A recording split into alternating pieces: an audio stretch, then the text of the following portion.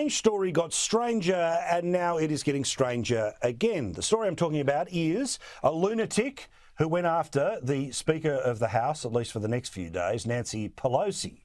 Paul Pelosi was attacked in his home. He's an 82-year-old man, and the person responsible is certifiably nuts. Oh, and an illegal immigrant, but don't worry about talking about that.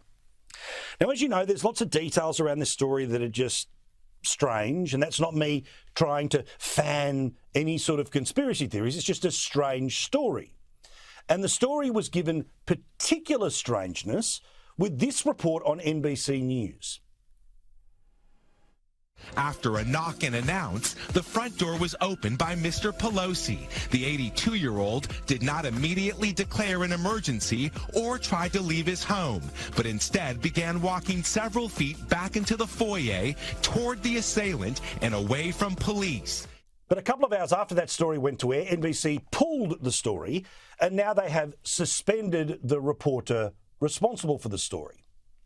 Now, if this bloke completely made everything up, well, then okay, that's why you suspend someone. But don't forget, this guy wasn't just randomly saying it. He was saying it in a pre-taped piece that had graphics that meant someone other than himself knew what this story was. Presumably it was going up and down the chain. Somebody moved it from the reporter's mouth to the television sets and websites of the world. But only he is suspended? I repeat, a strange story got stranger because of this reporting, but now this bloke is suspended, and NBC says it's because it fanned right-wing conspiracies. I repeat, the victim is absolute. It is Paul Pelosi. The perpetrator is absolute. It is a nutter who deserves to spend an awfully long time in jail.